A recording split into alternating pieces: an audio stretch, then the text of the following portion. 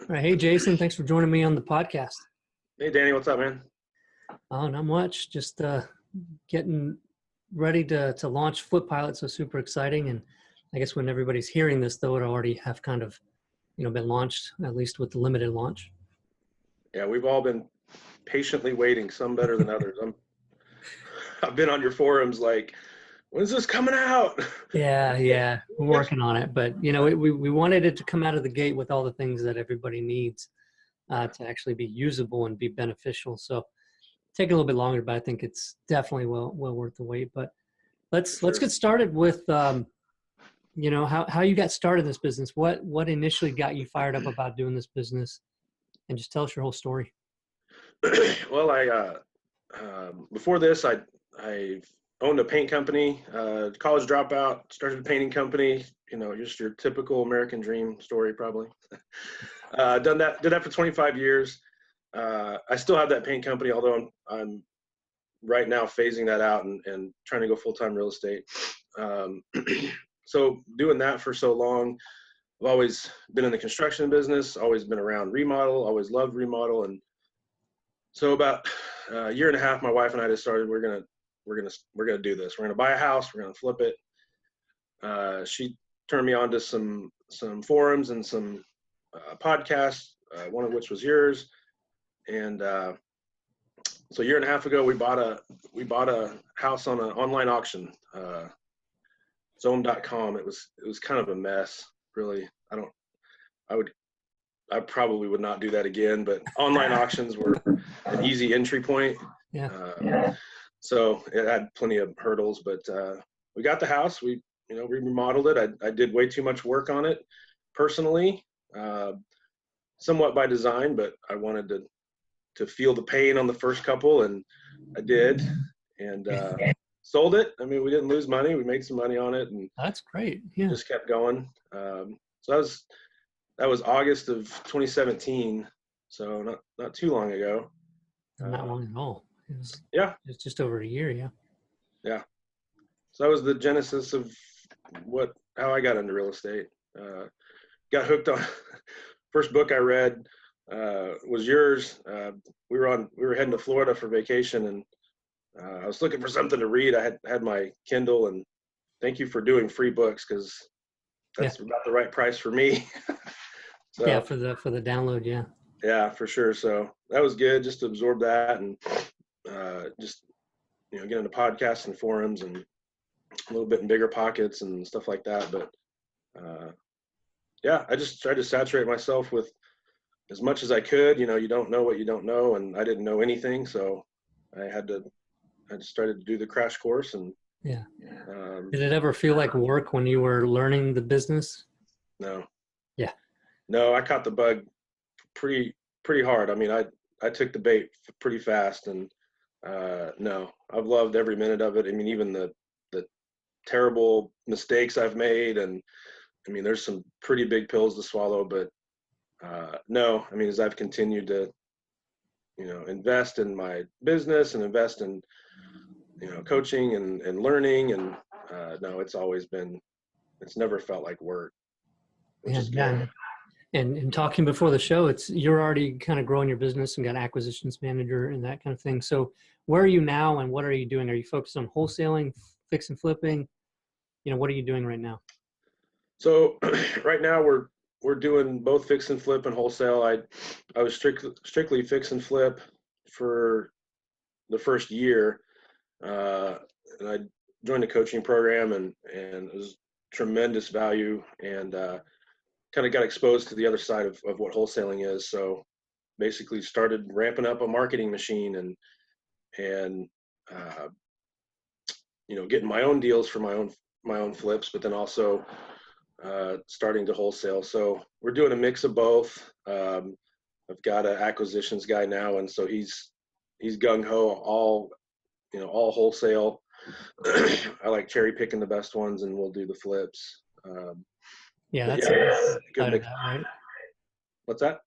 That's a good part about that, is being able to cherry pick which ones you're actually working on and getting some money for the other ones, and not messing with the headaches and hassles of the tough ones. Yeah, I'll walk into a house, and if I can feel it kind of on the back of my head, a headache starting, that's a wholesale deal. And if I got a little more of a smile, then that's a flip deal. Yeah, that's a good way to do it. It's like that, sort of like that gut feel, sort of like, oh no, this is not, yeah, it's not good. Or that if you ever have the thought, even for a second, of I've made a mistake or I'd make a mistake owning this, Yeah. wholesaling. But let's go back to the start of it and the auction. So how did that work out? What was the process there for getting that first deal from an online auction? What got you interested in that, and why did you do it? So when I first decided that we were going to, I saved up some money, so we were ready. I'm in the Wichita market, Kansas, so entry point is pretty low. I mean, if you got $25,000, you can buy a house. That's awesome. And so the first thing I did was connected with the realtor that I knew. She was an investor herself, and I was dragging her around to houses all over. And so, we were actively looking for MLS deals, which is, in hindsight, those are pretty thin and few and far between, but I was getting acclimated to the market and stuff. But then I knew, for me, just sitting in my office, I could, without marketing or anything, I could connect with wholesalers, and I could also do some online auctions. And so in my market, there's a couple that are service here. I landed on one. It was Zome.com. They've kind of, what is that? ZOM? What is it? ZOME.com. Okay. So they had, when I was doing this in 2017, I mean, there was always like 12, 15 deals. Now that I looked recently, and there's like one. I think it's still from the last year or two. Oh wow. But like Hubzu, and there's others. But yeah, I just tried to immerse myself in that. I'm gonna figure out the secret sauce to online auctions, and and I tried. That was the first house that I did buy. I mean, we found out through the whole process. You find out you're oftentimes bidding against yourself. They're bidding up your own price. Oh, wow. The auction will close and you'll lose it, and then they'll email you the next day and say, hey, here's the price we really need for it. And so a lot of failed attempts on that. We finally landed on one. It was a little 3-bedroom, 1-bath house. Got it for a decent price. It was terrible. I've met more fleas in this business than ever before. That house, that was terrible. It was the flea house. I tried to name all the houses. That was the flea house. Yeah. But anyway, like I said, I dove in with my tool belt and started remodeling it. I've got a paint crew, and so I'm sliding my paint guys over there, and guys that don't deserve a hammer or swinging hammers and stuff. So, yeah, so a lot of mistakes that way. Whenever you guys did the auction one, you were not able to see the inside of the house, right? Or was it just through pictures and stuff? That one that one was simultaneously had an MLS listing. But it was weird. This is like the secret sauce to it. It was like the MLS listing was 48. I was bidding on it on the online auction. The starting, that's the thing, they start like a crazy low price for like 15. Yeah. I ended up buying it for 24. But yeah, it had an MLS listing, much higher price, so I wasn't getting any traction. But it had a lockbox on it, and my agent was able to go over, and we looked at it and picked up a few fleas and bought it a month later. Yeah, so that process was difficult. Their back work, paperwork and title and stuff is just it was a mess. Yeah. What did you guys have, like a max offer that, since it was an auction, like say we're not going to go over this? So my maximum allow offer, yeah, I went above it though. That was going to be my question. How much above it did you go? So I gave like 1,500 more than I thought I could. Okay. Well, that's not... Which in a different market isn't a huge deal. That's like 10% of the house. But it ended up all right. Yeah. I learned a lot on that one though. But yeah, the online auctions were I continued to bid on them for quite a while. That was the only one that I won. Well, it's not true. I won several others, and then then they fall out. I mean, they've got overseas transactions, and anyway, it was a mess. For anybody that can crack the code, I think it's great, but I waved the white flag after the first one. I was losing patience quickly. Yeah. So what, did you quickly find, because that was my other question about when you got into the business, talking about the renovation side of it. And what did you learn about being interested in swinging the hammer or managing the crews? Were you trying to do a lot thinking that you were going to save money, and how did you actually end up saving money by doing the work yourself? So that's a loaded question. Yeah, I did. That's exactly what I thought. I thought I was going to save money. I thought I'm going to put sweat equity in it. I thought this is, and partially too, I mean, I genuinely, in hindsight, I did some right things. I wanted to learn all the ins and outs of what was going to entail project. Being on construction projects, I knew a lot, but I didn't know every aspect of it. But yeah, to my fault, I thought I was going to be doing the sweat equity and, really grind it out and save some money. And that's what I did wrong.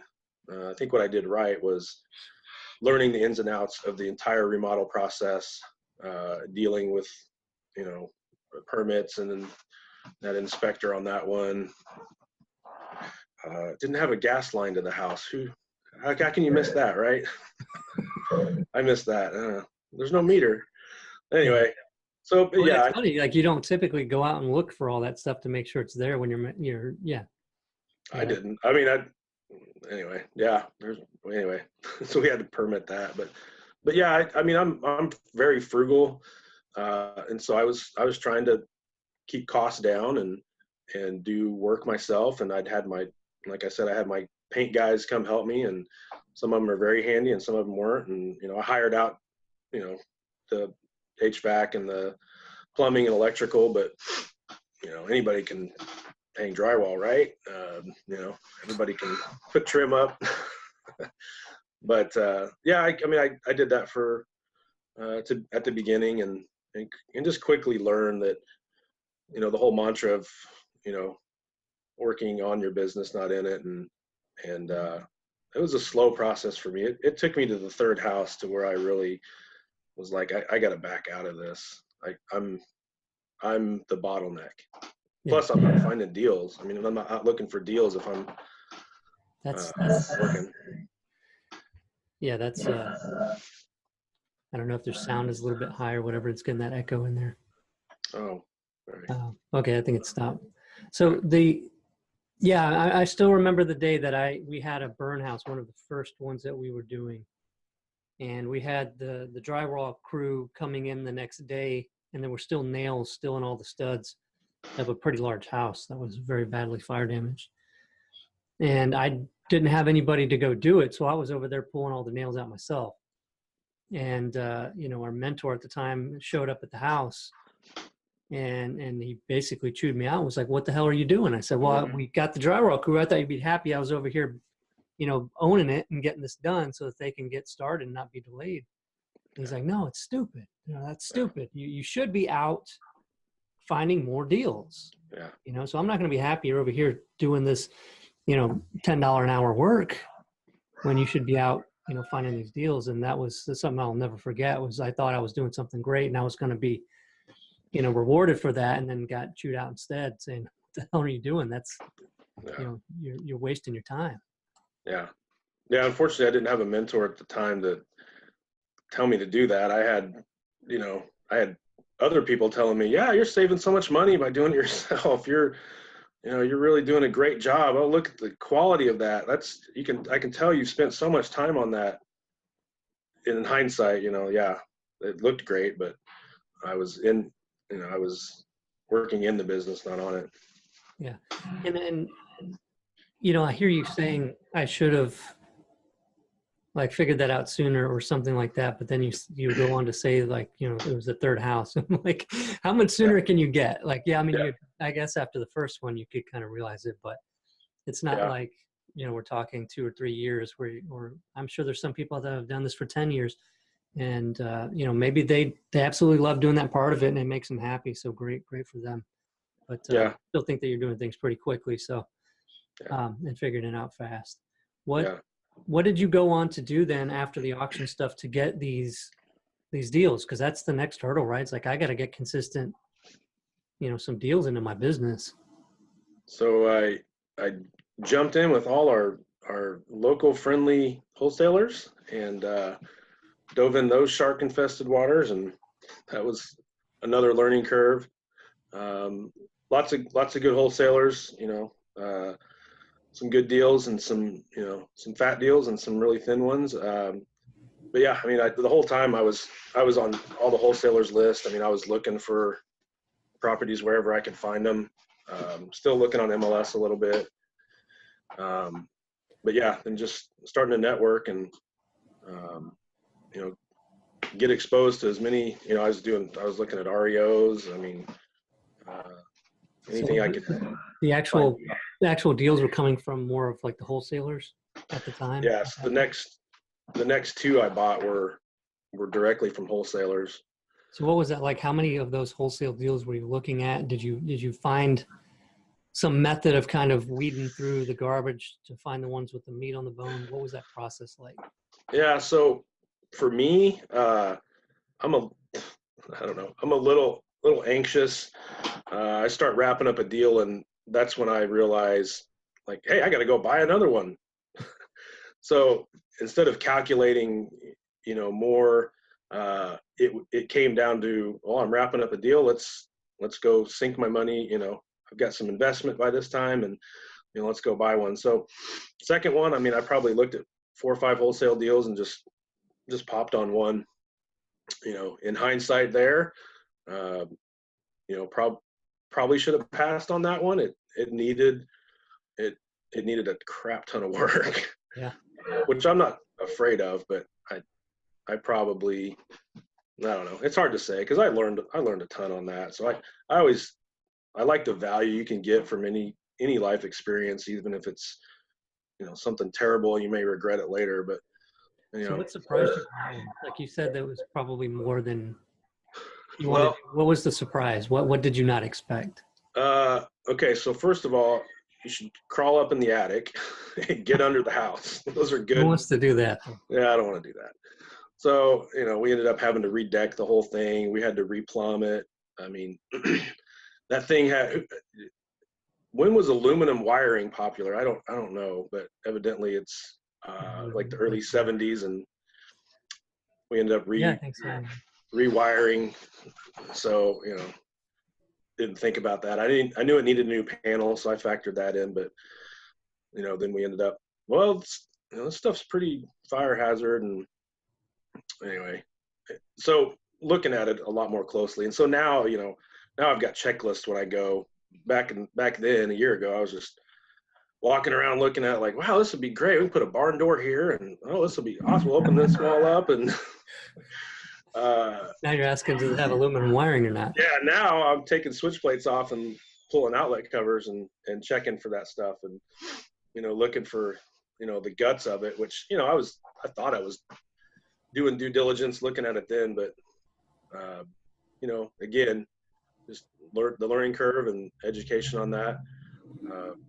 But yeah, I went after wholesale deals, wholesalers, still making offers on MLS, but nothing with enough meat on the bone.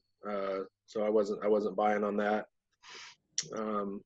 Yeah, just trying to saturate myself again, still with more deals, more knowledge, experience. And at that point, you're still running your painting business. How much time were you devoting to this house flipping venture? So as always, my painting business, I was working about, you know, 100 hours a week, and then real estate, I was working like 200 hours a week. Wow. Not really, but Yeah. I was full time in both.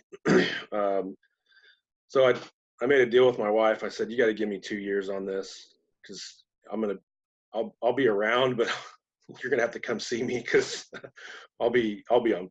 I'll be doing projects and stuff. So I mean, it was, and again, those first. Was she I'm assuming since she said let's do this house flipping thing or this real estate thing, that she was on board, or was she on board at first, and then when the reality set in that it's a lot of work, did that change? Well, she's the one that downloaded your book, so I think she was on board. So I'm blaming her.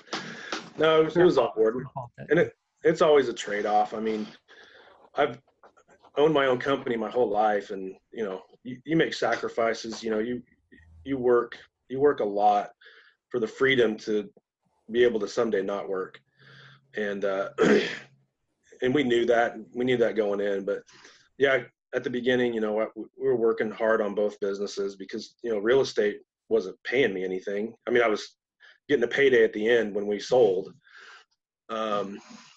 But yeah, I mean, that's a big difference in the two businesses though, right? With the painting, that profit potential to really be life-changing is not as easy to do with that as it is with real estate, right? Right. And I wasn't building a legacy with the paint company. I mean, I leave, the paint company goes, and I knew that. I mean, it's not like I've got national contracts or anything. I mean, we've got great clients locally, got a great reputation, but why walk away? It's gone. With real estate, I can, build a legacy. I can build wealth long term, that I can walk away and it's still producing. Yeah, that's an incredible thing about it. And what I like is that, it gives people a plan, right? Because when they're not making this plan to work hard on something, they're a part of somebody else's plan or just living their life without that direction and that hope that things are going to change, not when you're 60 something. Yeah. But yeah, hopefully like in the 30s, 40s, when you can enjoy more of having that freedom and being there for when your kids are growing up and all that. Yeah, exactly. Yeah. And I don't know that we mentioned, but the book, for anybody listening, if you guys want to get a hold of that book, it's Flipping Houses Exposed, 34 Weeks in the Life of a Successful Real Estate Investor, House Flipper. And that's on Amazon, or Flipping Houses Exposed on Amazon for anybody interested in reading that. Anyway, we just made that a print book, by the way, where you can actually, get it, a print book and actually hold it in your hand and read it. But what I loved about that book, you just like laid everything out, but man, you're a funny dude because stuff in there is like you're taking calls and like, well, that one's a piece of crap, or that leads a total dud. Moving on, Yeah. I don't know. It was hilarious. I was on a flight reading that thing, and I was busting up. Yeah, I enjoyed writing those because it was started out as the blog post. It started out as the 34 weeks blog post showing everything I did in the business, and just the day to day going, wow, can you believe that person that called about this thing, and the lady that wanted that had the oil on the property or something, and she told me to watch out for the Halloweenists, and I was like, that's weird, so like, what's a Halloweenist? Some kind of cult or something, like some weird cult that's out here in these woods. You're in Texas, so yeah, it was Halloween. I don't know why the hell I thought it was like Halloweenist, some weird thing the way she said it. But anyway, So you've graduated from doing that. You said, okay, well, that's maybe not a great way to be hunting down these deals, going through these wholesalers, and maybe I could get some, but it's not going to be consistent enough for me. What did you do next? Well, I had one more kind of marginal deal. I ended up buying my neighbor's house, which was interesting. I thought he was selling, his mom passed away. He was selling, he said, I'll make you a deal. And I'm like, all right, man. So I thought, hey, I'm just going to walk next door every day and work. And so anyway, we flipped that house, and that was a good little deal too. But that whole time, that was just this last summer.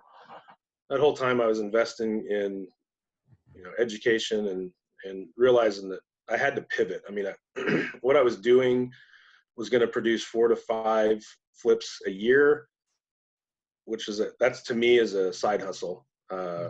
That's not a company. That's not a business. That's not going to produce, in my market anyway. I mean, if you're making 100,000 a flip, then maybe it is. But so I had to pivot, and that's when I dove into just immersing myself in what wholesaling looks like, and that end of it. And the marketing is insane. That's a whole animal that's, I don't know, you talk about a 7-headed dragon or something, that's a 52-headed dragon to me. So, I mean, did you think that, wow, I do wholesaling, but then I got to do even more. I've got to find even more deals, right? You got to get more Right. leads in and get more deals. So Yeah. why did you think wholesaling would be a better option? It's a little it's a little less hands off. I mean, it's time consuming, but I didn't have to, I wasn't putting a tool belt on. And so I thought if I could have this great mix, and I'm working the kinks out on it now, but have this mix of flips and wholesales, and to where, now I've hired an acquisitions manager and he's like chasing down these wholesale deals. And it's not me. I'm not a born sales guy. I honestly, they always say hire, when do you hire and who do you hire first? You hire what your weakest task is, what you suck at the most, which I'm not, I don't enjoy that. I can do it, but I don't enjoy it. But yeah, just finding a mix of flips and wholesales and, learning how to do it and, competitive market and, still learning. Yeah. So what did you end up doing then for that marketing since you needed more leads now at this point? What are some of the things that you started to do? Well, hooked up with you guys with Lead Propeller, starting cranking out stuff with that, and bandit signs, man.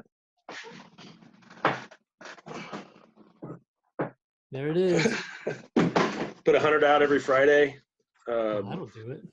Yeah, that's still, Wichita's a blue collar town, really, and so I don't catch much heat. I get a few calls every once in a while, people pissed off, but it's not like we're living in Malibu or something where it's just blue collar enough. It's not tacky. So yeah, we do bandit signs a lot. So disclaimer for people listening too. I mean, in a lot of areas that's considered, against code and illegal or whatever. So just check. You might need to get permits or something like that, or just feel like it's something a risk you're willing to take. But yeah. Yeah, they're all over. I mean, it's like a common thing here. Mechanics use, I don't know. Anyway, as far as I know, it's not illegal. So don't tell me otherwise, so I won't know. Yeah, we just started, marketing. We did everything from tons of rotating Craigslist ads. Got in that spin. I remember reading an article of yours, just wrote these Craigslist ads, utilizing just different ones. I think we've got like 4 floating around, just continually updating everything from, we're buying houses, we're looking for investors. We've got houses we sell on there, and we'll even put some houses maybe we've already sold just to continue to build the buyers list. So that's all free, and that was good. Bandit signs, trying to get our internet presence up. Facebook's a hot mess, but trying to figure that out. Yeah, the Craigslist thing, I think not enough people leverage that, right? I mean, it's free, it's just a little bit time consuming if you get even a VA to help you with it. But, still a ton of people that just spend a lot of time on Craigslist, and, why not? Yeah, in our market, that's free. For what we're posting, it's free. I know they're starting to charge depending on what your ad is. I think maybe for hiring people, but we utilize it and we get deals. That's how I got my acquisitions manager, posting the Craigslist ad.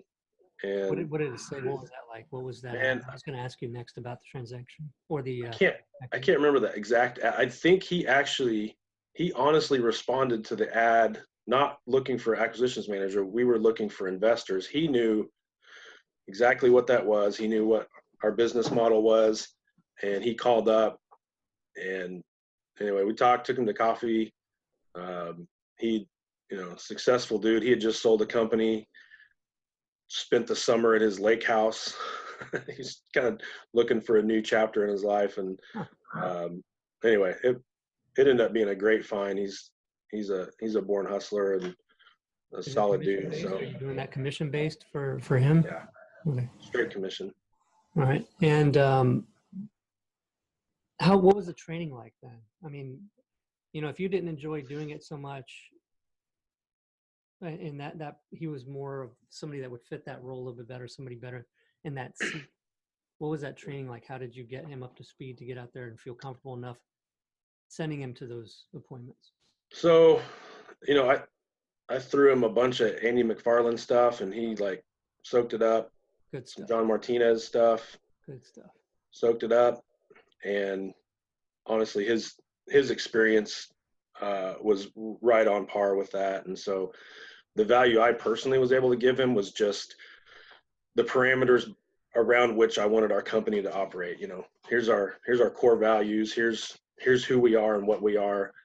That's what I was able to offer. I wasn't able to give him like, killer one-liners and, super, aggressive tactics or anything like that.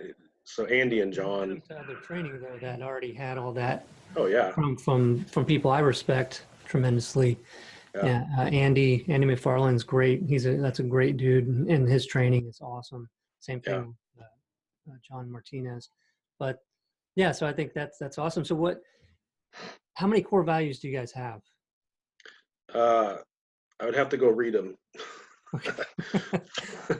I was going to ask what they were, but I don't know if you want to grab. I just like hearing what people come up with core values. Yeah. So in a nutshell, I mean, what we're about is bringing value to people. Honesty and integrity is of utmost importance to us. I mean, if it means having, keeping my integrity or making a killer deal, I'll take my integrity every day. So as I was, we lay out, in our meetings, that's I'm gonna answer to God one day, and I don't care what my bank account looks like in light of that. So, but yeah, just doing the right thing in a nutshell. Yeah, that's big for sure. So what's the next step? What are you guys? What's the plan for you throughout the end of the year and into 2019? So ramp up, continue our marketing ramp up. We're like I said, we're trying to figure out the Facebook matrix. That's a really, I don't know. If you got any, shed some light on that, I would love. I think Josh in here to help out with that. I think it's more of like, it's really taking the time to be that person that's not just all videos saying you need to sell your house. It's more of like, here's what we're doing. Here's who we are. This is what we believe in. This is what we care about.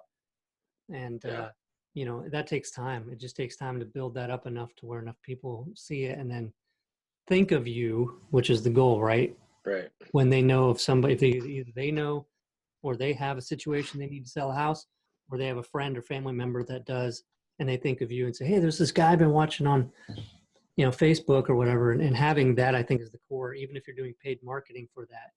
Yeah. You got to have that whole thing set up. Yeah. So we're navigating that part and trying to build our brand on our Facebook and YouTube. And I mean, it's a process, but we're going to start, I'm going to dip my toe in a billboard waters just to try to drive some traffic to our website. So I've had people tell me with mixed results, it's a low enough entry point here. I'm going to try it. Yeah, and I think that's one of those things where it's hard to like ask somebody and say, does billboards work? Because there's so many variables, like where you are, what size of billboard you're using, what the billboard has on it, how long it's there, and how many places you have it around town. Right. There's so many variables. Somebody could tell you that it doesn't work, but dude, that's like saying direct mail doesn't work because I sent out this crappy, campaign that would have never produced results. And we did billboards a long time ago, and we did 15 of I think they're called 9 sheets, which is not the giant billboards, but it's the one below that. It's kind of like mid-range in the middle. That's what we're going to do. Yeah. How many do you plan on doing? We're going to do 4 just as a test down in the downtown area. They're the smaller ones. The digital ones are all on the expressways, and they're super expensive. So we're just going to kind of go in for a low entry point, and basically I'm just going to see how many hits we get on the website and see if it's going to be worth it and how good the content or if we're capturing leads off of it, obviously. You negotiating with them? Yeah. Yeah, you got to. I mean, you can't just tell you that's negotiate. The price. No, it's not the price. Yeah. I'm a big bargain hunter. I mean, somebody tells me the price, if at all possible, I'm not paying that price. Yeah. I mean, I'll argue with the lady at the checkout lane for my groceries or something. I've never heard that one before. That's I'll do it all the time. I'll go. they just don't want to like slow the line and just give into They're you. like, yeah, whatever. Okay, yeah, fine, let's go. So yeah, we'll negotiate. Do some billboards. We'll continue some bandit signs. I tried. Well, I shouldn't say I tried. I was going to attempt some niche lists and stuff, and I felt like for me that was just going to get off in the weeds, and so you can't do everything. I think the temptation oftentimes is you hear about something that's working super awesome for somebody, and so you want to go dive into it, and so you get into some niche list, or just a ton of mailings, or nothing but I don't know. We tried to stay. We're doing SEO. We're going to do Facebook, bandit signs, and billboards right now. That's smart. And above all, and networking. I mean, we're still networking. People ask us, we're looking for pocket listings for realtors and stuff like that. I'm gonna go look at one later. That never goes away. All the people that I know, including ourselves, that do a good amount of volume, that do a lot of leads, they're not doing 20 different things. Right. We're not doing 20 different things. We're only doing 3 or 4 things. Yep. And it's just because we said, okay, that's got to be what we focus on, and we're going to not dip our toe in it. We're going to test it out. We're going to keep working on it over time. It might not produce right away, but we're going to keep at it. Yeah. So you hear about, the guy that's killing it in code enforcement. He's doing that because that's all he's doing probably, or that's his main thing, or somebody that's doing probate. I mean, we tried, we were going to dip into that. I bought a big list and got ready to order everything. I'm like, what am I doing? I always felt a little uneasy. That's a lot more soft touch, and I wasn't ready to jump in that. But some people do tremendously well, and I learned through some coaching, just focus on a few things and do them well. Yeah, it's big, and it makes it easier on you. You're not trying to juggle all these things, feeling like you got to cover this and this today. And then you're just running around crazy, not feeling like you're getting enough done because you're trying to do too much. Yeah, I've been there. Yeah. I hate that feeling. I really do. Horrible. And I think a lot of people are experiencing it, but they feel like they got to do it. I got to do whatever it takes to get a lead, but I'm going to do all these things. And at the end of the day, you're not doing very well on any of them because you're trying to do all of them. Yeah. But that billboard, do you have plans for the messaging and location of those? I mean, you said downtown, but do they give you a location list that you can scope out? Yeah. So we drove them. I drove them yesterday. We're going to work up our own message. I mean, you can pay them to do it, but they're just going to have some $12 an hour, somebody work up an ad and tell you here it is. So we've got some pretty good graphics in-house. I've got a team of 3, and between the 3 of us, I'm the worst. So the other 2 are going to do it. But can I give you a pointer on the message? Yes. Yeah. So what we did was the first billboard that we did had way too much on it. Right. And it wasn't a paragraph of text, but it was like we tried to hit all sell fast without the hassle, no repairs, all this kind of stuff, no commissions. We tried to cover all this crap on there. Yeah. But people driving by are not going to see all that, Right. We changed it midway through or just after the beginning because it wasn't really producing. And I changed it to just Danny Buys Houses, which was my website. Right. And then I have my phone number underneath it. Yeah. And I don't know that there was much more on there. There may have been cash or whatever, but very just as big as I could have it. Yep. What we did, and maybe one benefit or something. Yep. And that was it. And that just works so much better because, people would see that and they'd see it over and over again. It's on a billboard. That's the point. And then reach out. And the best thing that we generated some leads off of that, and it worked out pretty well. But the bigger thing was just getting that credibility. Like people just thought you were a big outfit, you're a professional business. That's where it really helped. Yeah, I agree. We sat down yesterday and we decided we're going to do our website. We're going to do our logo in 6 words, and that's it. So we're going to craft a great message out of 6 words. So we kicked around a few things, but on a billboard, you can't make it business card. And I see people do that with bandit signs too. I mean, people are driving by 35 miles an hour. Mm-hmm. I mean, you can't read more than about 4 or 5, 6 words, and maybe jot down, remember a number. Yeah, I've and then seen have too a many phone number real signs. small. It's like, dude, that's the most important piece, and it's tiny. You crammed it on Yeah. the bottom. Yeah. So you're giving you're giving a resume, you're giving, a business card on something that you're losing your audience. So Yeah. yeah, And I think it's something where the branding piece kind of comes in a little bit. You don't have to go all out crazy branding, but you're gonna have something that's memorable, like something that does set you apart. Put your face on there. I mean, you've got the yeah. cool beard. Put your face on the billboard. It's something that is going to be memorable. Yeah.